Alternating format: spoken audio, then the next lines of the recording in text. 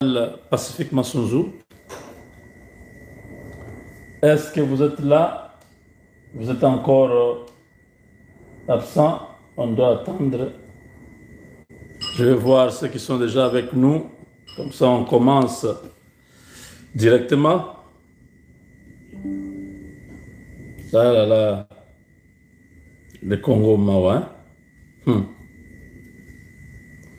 Congo Mawa. Ah, Mboka Lumumba ya Kimpanvinta ya Simo Kimbangu. Mboka ya Tshisekedi Etienne.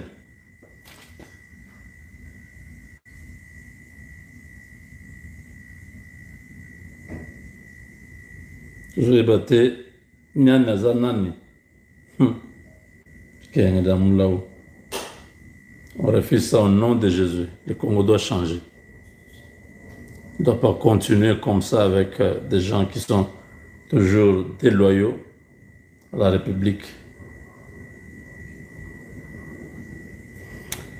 Alors, merci, vous êtes déjà là. Chers amis, comme vous avez vu ces titres-là, Massunzu Pacifique trahi par son troisième téléphone, Jules Banza ordonne son arrestation.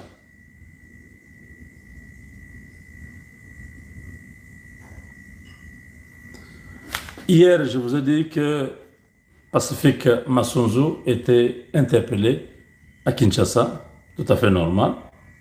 Tout le monde... Il y a Eddie Kapend qui était à Kinshasa, interpellé, il y a presque un mois. Il est rentré chez lui. Plusieurs fois, le général Johnny Luboyan Kachama, interpellé à Kinshasa, il rentre chez lui, parce qu'on trouve qu'il n'y a rien. On a vu John Chibangu interpellé à Kinshasa, il n'y a rien. Et là, je ne sais pas, Jules Banza, je ne sais pas, il a quelque chose de particulier, ou c'est un sixième sens, ou c'est une information qu'il a reçue, qu'il a réveillée. Jules Banza prend son avion. De manière imprévue, il demande au chef de l'État, parce que c'est un chef d'état-major, et au ministre de la Défense, il dit « Je dois arriver à Kisangani ». Est-ce que quelqu'un lui a filé une information? On ne sait pas. Mais Jules Banza, chef d'état-major général, arrive à l'aéroport de Kisangani. Il descend à l'état-major général et à la troisième zone de défense où il attendait le général Pacifique Massunzu qui lui revenait de Bujumbura. Qu'est-ce que Pacifique Massunzu est allé faire au Bujumbura? C'est tout à fait normal. La base avancée de FARDC, comme Bukavu, était déjà occupée par les ennemis. On ne pouvait pas mettre l'état-major général à Uvira. On a préféré vers un pays voisin qui est notre allié. Donc, régulièrement, Pacifique Massunzu se rend au Burundi pour des raisons du travail. Parce que c'est là où il y a nos chasseurs, des drones et tout ce que vous voulez. Si vous voyez Kagame qui s'agite, qui veut attaquer le Burundi, c'est parce qu'il y a une force de l'armée congolaise au Burundi qu'il veut détruire. C'est de ça qu'il s'agit. Vous avez bien compris maintenant? Ce n'est pas que le Burundi dérange le Rwanda. Non, non, le Burundi ne dérange pas le Rwanda. Le Burundi n'a jamais attaqué le Rwanda. Le problème du Rwanda, c'est la base militaire avancée de FARDC qui se trouve au Burundi, à Bujumbura. Et Pacifique Massunzu, comme responsable de la troisième région, troisième zone, de vendre là-bas. Mais cette fois-là, Banza vient parce qu'il y a des fuites d'informations selon laquelle Pacifique Massunzu était dans une réunion avec les hommes de Kayumba Nyamwasa. Il était en réunion avec les FDLR et les forces burundaises et d'autres groupes.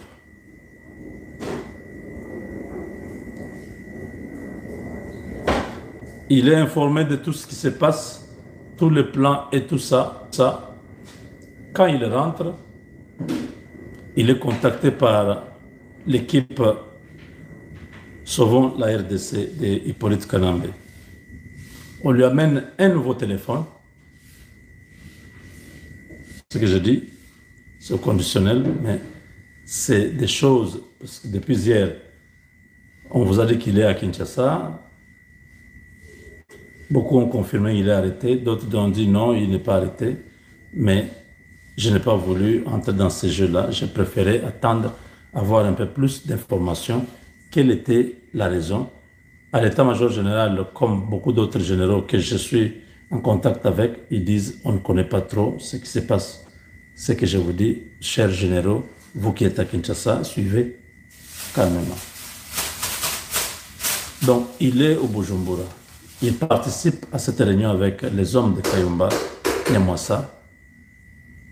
Je ne veux pas entrer dans les détails sur ça. Cette réunion termine, il prend son vol pour Kisangani et là, on l'attend avec un nouveau téléphone où il est en contact directement avec le chef de Sauvons la RDC, donc Hippolyte Kanambe.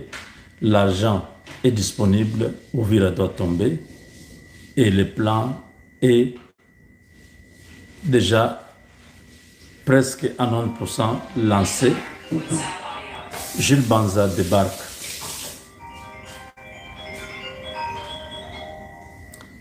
Il demande à Pacifique Massunzu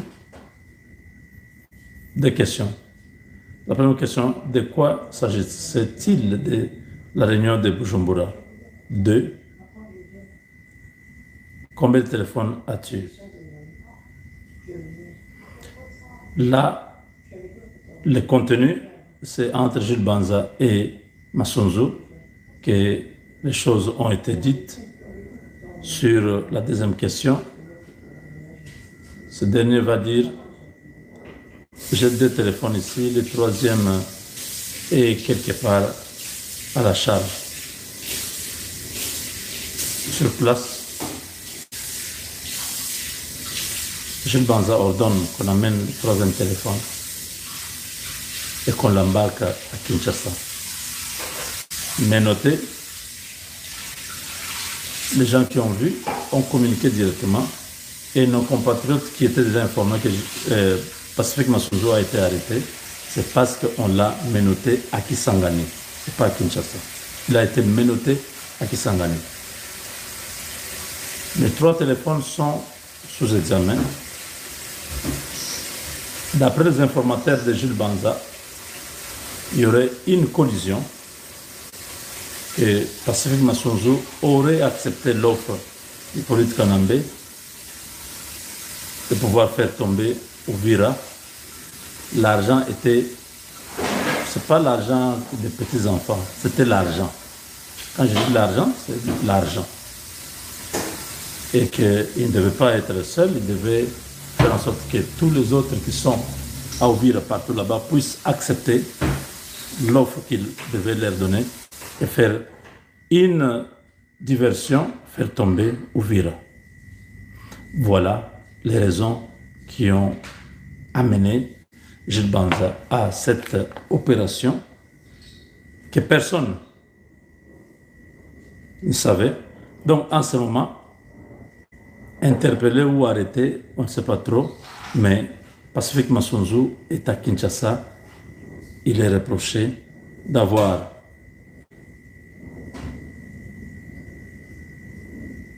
parlé avec les rebelles rwandais,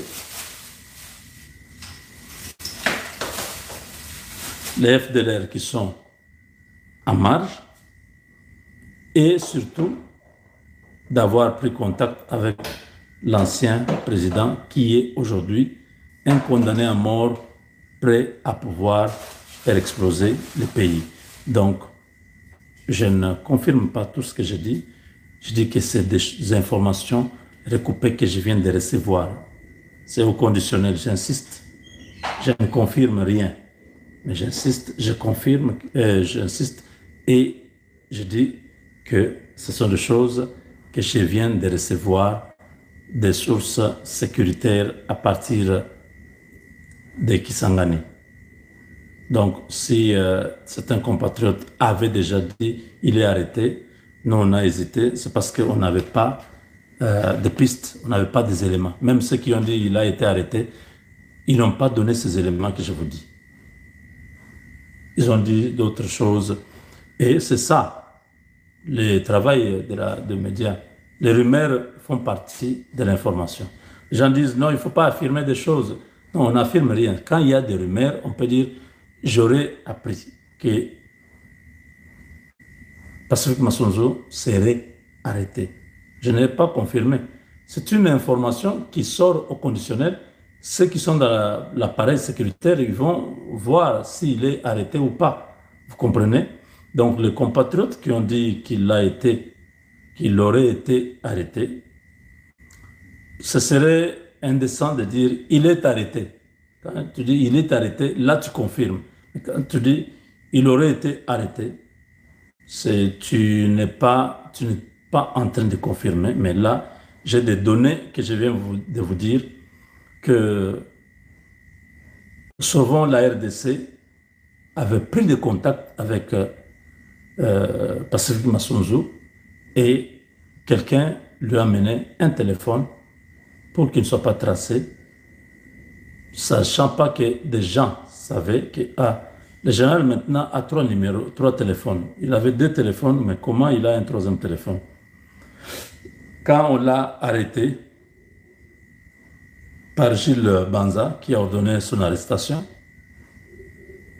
arrivé à l'aéroport, on a dit non, il y a un téléphone qui manque. On est allé chercher ce téléphone-là. On ne sait pas si c'est dans ce téléphone où il y a le mystère caché de sa trahison. Nous allons revenir très prochainement pour vous dire ce qui se passe. Il est à Kinshasa et même ceux qui sont à Kinshasa ne savent pas pourquoi on l'a amené. Mais moi, je viens de vous dire pourquoi Jules Banza l'a fait arrêter et envoyer à Kinshasa. Merci, chers compatriotes. Avec Dieu, nous vaincrons. Partagez au maximum cette vidéo. Parlement à la nouvelle génération. Parlement à la lumière. Parlement à Ndeko Mustafa, historien. Tous sont dans la ligne de front. Il y a qu'on neutraliser les ennemis en Boka. Les ennemis vont précipiter, vont tomber sans le savoir. Tombo la ganga basse. Tomba les sous basse.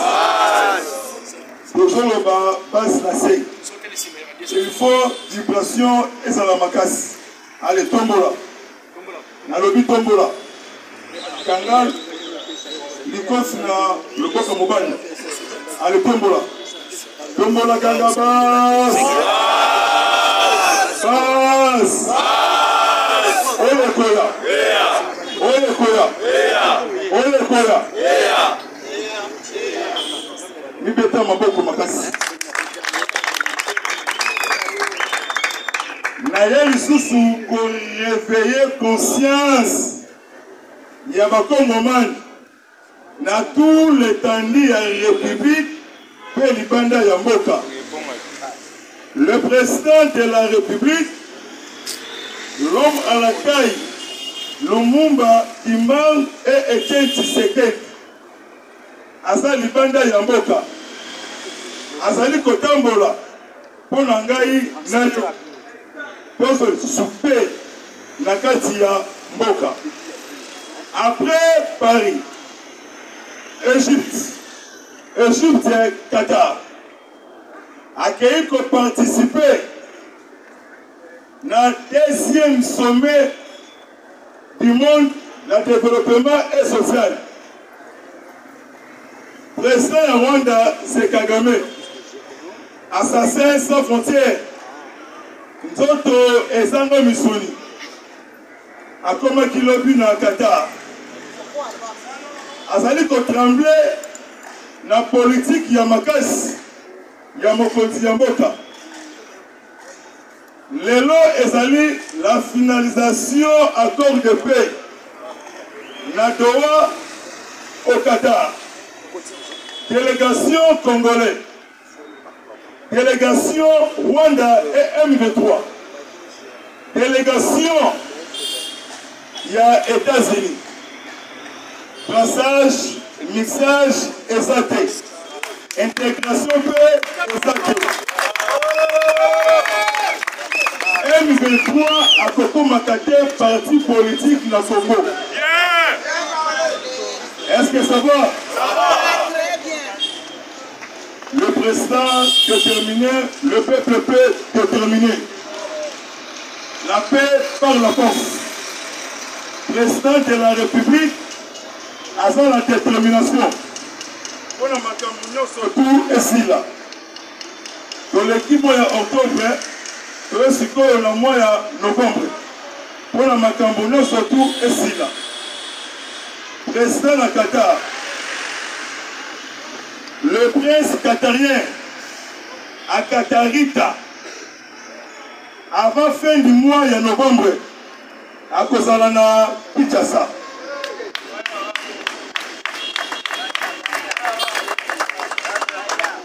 À Kozalana Kinshasa, ambassadeur de Qatar, Bakutana Kinambu Kotombolo, à EBCM Mikolo Ekoya.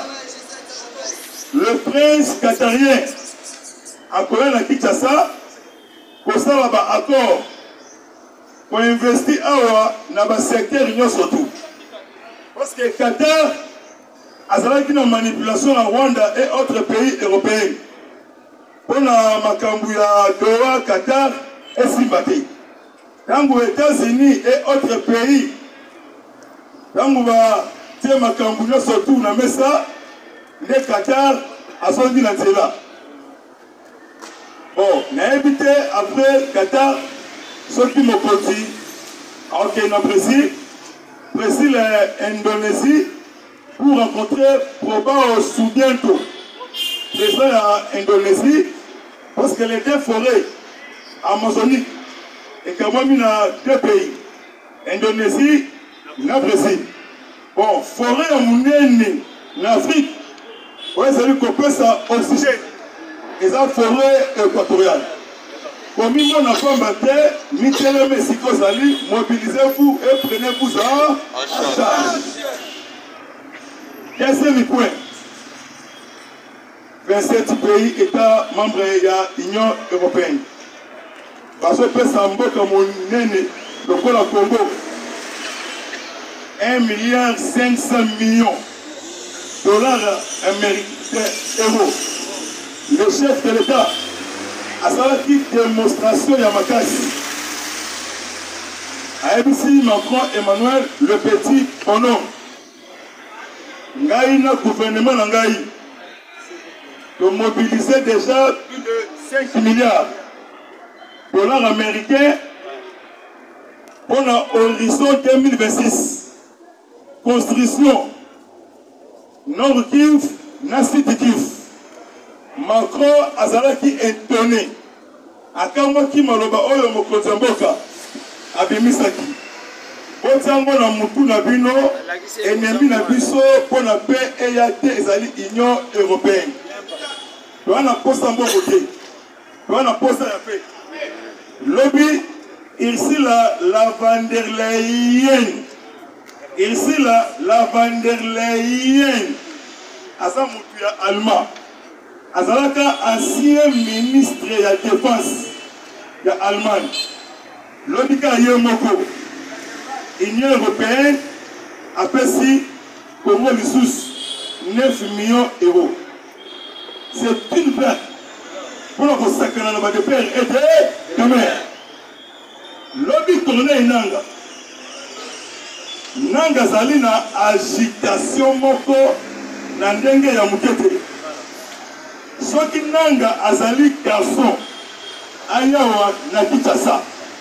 Soki Nanga aza makasi afongola banke ya Bukavu soki nanga azali makasi afongola aéroport ya Goma parce que nanga après touché par la balle na Chabunda c'est vraie information nanga touché par balle bali est chrétien nanga baluki ba évacué na Kiba na Kenya et autres pays européens et Simbati bananga ba semi trompé époque ya Kanambe na époque ya Fatibeto mandat na mission eza ndenge moko te parce que vrai politicien pour tomate carrière oyo aza na détermination mpona makambo nyonso tu esila soi-disant archevêque de Lubumbashi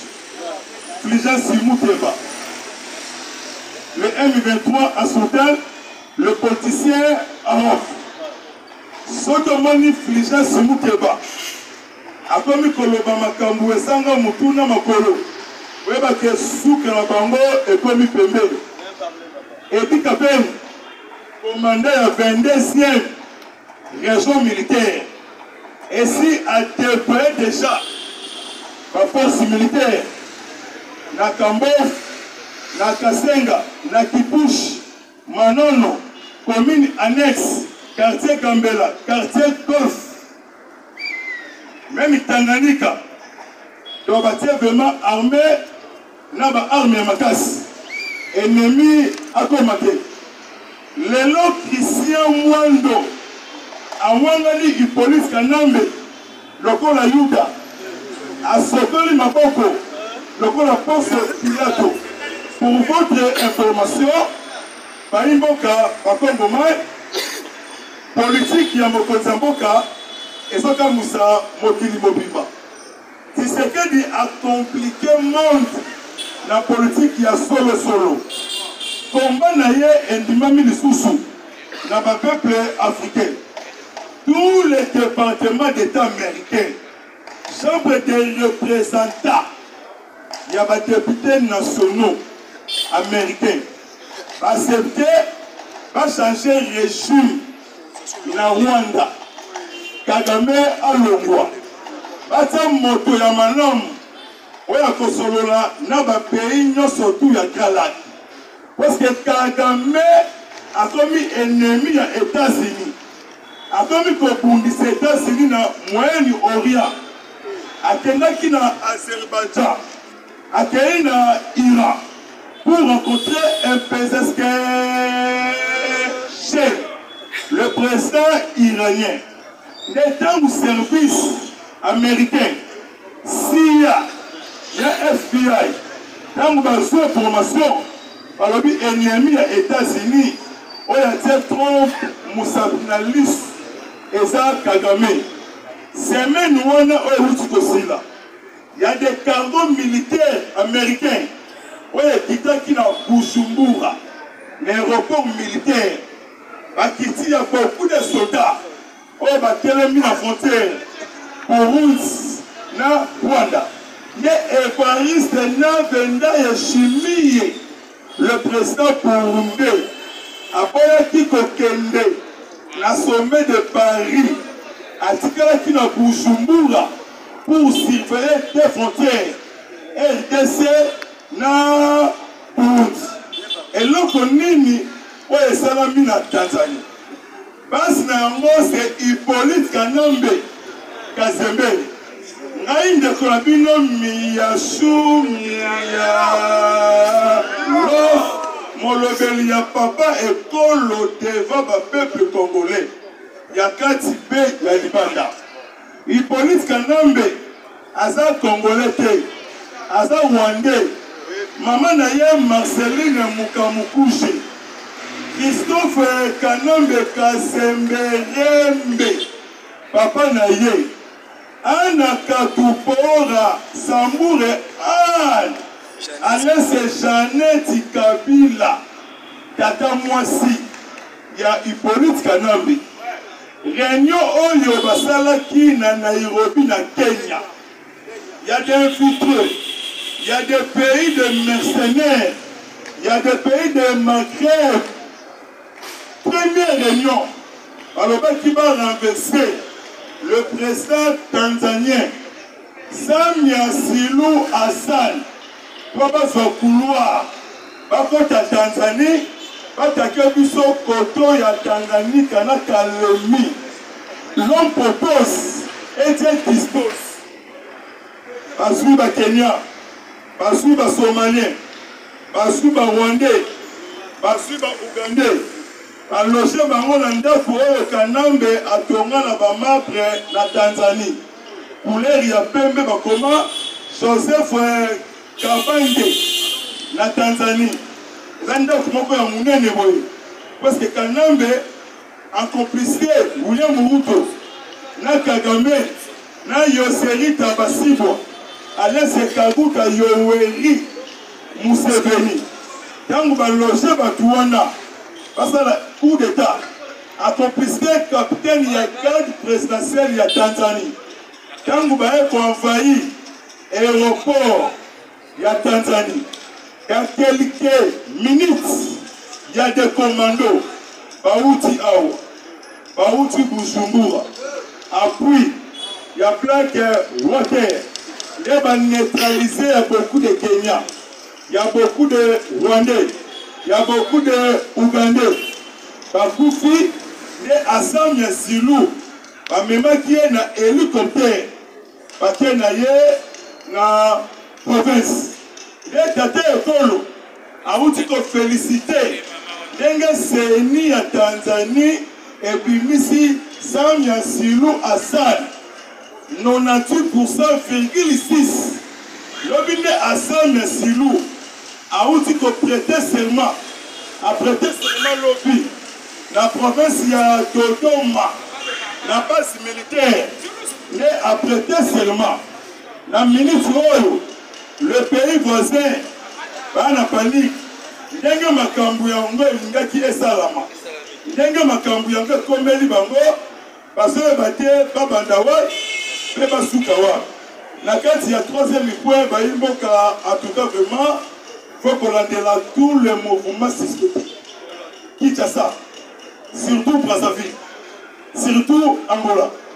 Batu oyo bazali ko take kuna. Bakomi ko katisa ngambu na biso na bamasuwa. Ozala très putain. To komi na suka. Ba kosa uta Brazzaville. Ba okatisa na bamasuwa. Foko landela batu wana. Est-ce que baza batu ya kuna ou bazali ba Rwandais ou bazali ba Kenya ou bazali ba Ougandais. Il y a un complot préparé et bien planifié.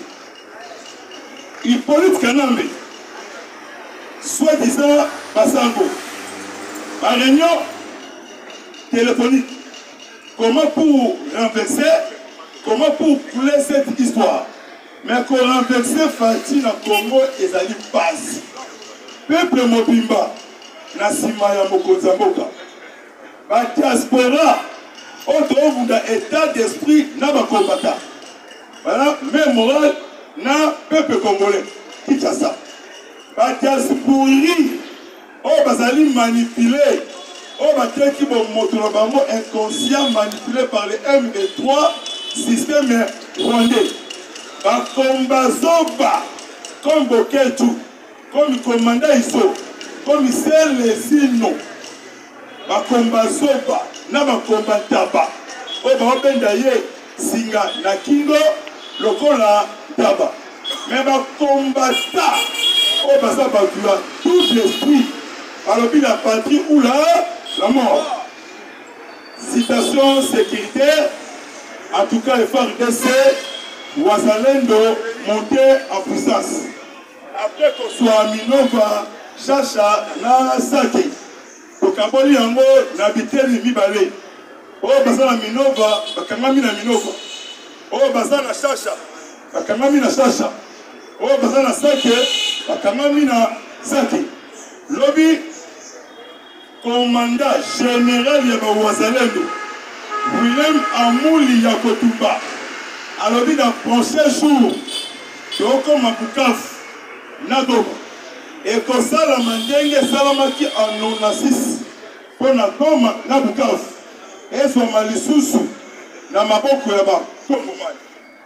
Arrestation mokolo ya dimanche Pacifique Masutu na adjoint na ye Bwena Safari titulaire na adjoint bakangi bango pona nini bango nde basaki mission na Rwanda na Europe pona kopesa Ntibira na maboko ya M23 yende mutu alobaki na ba M23 na ba soda basala repli pona M23 azwa Ntibira baye na Kisangani batieye basinga na maboko na sima yena adjoint na 12 officiers bakomi déjà awa na Kinshasa bazali na Ndolo. Général ya plaçage et mixage comme on a dit Eric Rio Omberi azali Rwandais sanctionné na Europe, sanctionné na ONU, sanctionné na États-Unis. Na 2015, 2016, 2017, à cela tous les sortes de crimes. Camarade ya Bosco Taganda, camarade ya Azaz Rubewa, Mukolo Tumwaneo, Azaz Rubewa, a commis na Yesu Pasteur na Pretoria. Ba interdit Azaz Rubewa, na Moïse Nyarugabo, bako mate mabele ya américain. Azaz na Pretoria. Nyarugabo Moïse na Pretoria. Bono ke na kosuka lobby bitumba kitoko na province ya Sud Kivu. Rimeri etamboli. Oh basui Minembwe na Turwanero eza lokuta. Lobby to secret bango na Minembwe. Ba ole ya somo ba comité na maboko ya FARDC. Après 8 Sukhoi avion de combat. Oh, le président égyptien Abdel Fattah el-Sisi après ce combat pour finir avec le M23, AC et autres groupes armés. Lobby Lussusu, Abdel Fattah el-Sisi a sorti de la Congo plus de 15 soldats égyptiens pour appuyer RDC pour qu'elle soit paix. Donc, si na Mikolo Kotanga pour la paix et Zoma. Na invité Sikolo ba service na biso. Faut qu'on surveille Tata Oyo na Kombo ya Kabasele. Tata Oyo na Kombo ya Angelou Kanta. Azana ba conversation téléphonique na ba ennemi ya mboka. Alors qui 318 morts na territoire ya Moba na province ya Tanganyika. Makambu pe lokuta esalamate. Yaza wana azoe bate abanda boni akende boni. Liste ya mulai oyo esalami ya kokanga ya des crimes de guerre, crimes contre l'humanité. Kagame auti kozwa mwa basoda ya muke oyo atikaki na Mozambique. Muganga Mubaraka état-major ya Rwanda et suis bango na Mozambique baye na kati ya Rwanda mais tangu bakiti na avion bazalaki na esengote ata muke polobi na Rwanda ezalaki ville mort ya bato bakufaki na Congo ba militaire rwandais matanga na Rwanda na o bakufi na Tanzanie matanga na Rwanda. Kagame afakende na Qatar apekisi bango déclaration mon côté, communication mon côté à Dei et Salama. Bon, la bossa du boko dans mon enfant. Mais, dans le quartier, il y a Rwanda. Dans la confiance à ton moukete à Kagame, à Bonisi, Banoko, Bayaya, Kulutu, Bandeko, Napoli, Yamakouman. Donc, vous avez guerre, il y a qu'à citer. Donc, vous avez guerre, il y a libanda, guerre, il y a qu'à. Il y a qu'on neutraliser l'ennemi. moyen monde mindele baloba bazoloba te parce que Congo aza na raison na ye kosuka na ngai bamilitaire oyo Kagame atindaki na Kamanyola mpo bazwa Uvira bango nyonso tu bakufaki lobi. Après mort, il y a 2 bataillons commandés à l'opération wana comme on a eu Jackson, Rwandais comment yango comme on a eu Jackson. L'Obinde a quitté RDF, a quitté AFC, a quitté M23 pour être disparu. Par le but 2 bataillons, l'Obinde Silaki na Uvira. Bango nyonso tu bakufi. 13 partis politiques. Oh radio, oh bakendaki ko participer na conclave de Nairobi. Parti à 7, 8, 9 Wikikul. Parti na yeba radio yango. José Makila va passer parti na ye na Congo. José Makila a un problème sérieux. Makila ya José et Tangisa Makila ya Congo man.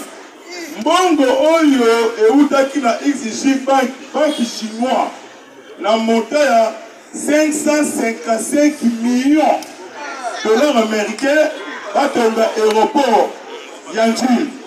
José Makila mbongo wana na Kanambe bavandela yango. Mbongo ya go pass Zoé na Janet babande kolia mbongo wana.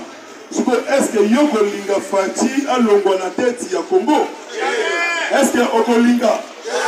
Parce que le changement de constitution et c'est changement dans le tour de la Congo Mali. Oui, c'est une formalité. Parce que on a son compte dans la tête de l'Assemblée. Deuxième émission, il y a bango au biso peuple de Pessier. Ils ont une poursuite judiciaire contre les détournés. Il y a Bambongo, il y a Mineni. Kolongola bango bakazaka sans pitié. Parce que liste est moulaï. Merci vraiment. Comment on a président chinois n'a pas su prophétie de l'eau. Pour les latis. Nous surtout, et c'est comment va. Qu'est-ce un moutou? Et un zambé. Adam moutou a calé. Mais le Dieu de tout puissant, le Dieu de Nazareth. Et c'est l'oba. N'a pas le lot de président chinois, donc il a gagné. Dans le bioté. J'aime beaucoup toi. J'aime mon frère. Pour vous dire même le combat. Parti à Yébio. À Yébikaloté. Et ça, un jour, pour revendre Messa Moko, Namoko Zamboka, Okangamalobi, Lelo. Lelo, monde du Mobimba. On s'en a combo et Miyaki. Combat de merci. Combat chinois. J'ai suivi 2 jours. Même il Batakilem du Pof. Les Béninois. Les Camerounais. Les Maliens. Alors, l'armée numérique qui a monde, ils ont dominé l'armée numérique qui a Congo. Surtout les parlementaires de l'UDPS. Par de force, il y a Congo plein l'Afrique. Pour les mater, comment mater? Bon, mais c'est de l'autre côté. Moutou café, et c'est de l'autre côté. Yo bali na 15 heures. Nana bali na 16 heures. Oya bali 19 heures. Yo si moutou na 13 heures. Oya si moutou na 13 heures, il y a mercredi. Kobanga te, mobilisez-vous et prenez-vous ça en charge. Au revoir. Baïke, papa de merci, moutou malam, grand rassembleur. Dans matin, midi, soir. À la combat loyal. Loyal et où Meraka. Maintenant, me vend Dakar. Quartier retourne. Est-ce que Kiss, famille retourne. À Simbité, merci vraiment. Au revoir.